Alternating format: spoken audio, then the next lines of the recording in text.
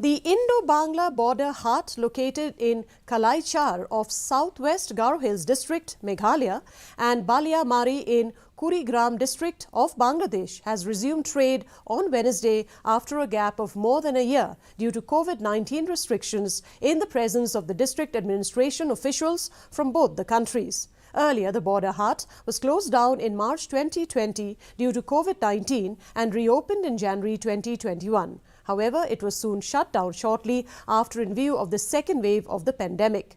During the reopening of the Haat, the administration from the Indian side was represented by AVD Shira, Additional Deputy Commissioner Ampati, along with a team of officials from district administration and the district police.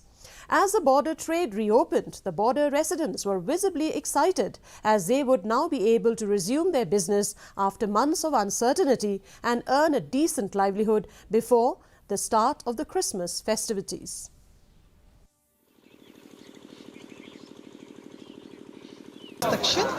So it's been a privilege for us to come and get all this border Haat reopened today. And I think from now onwards, we look forward to, like befitting the transaction from both sides, from both countries.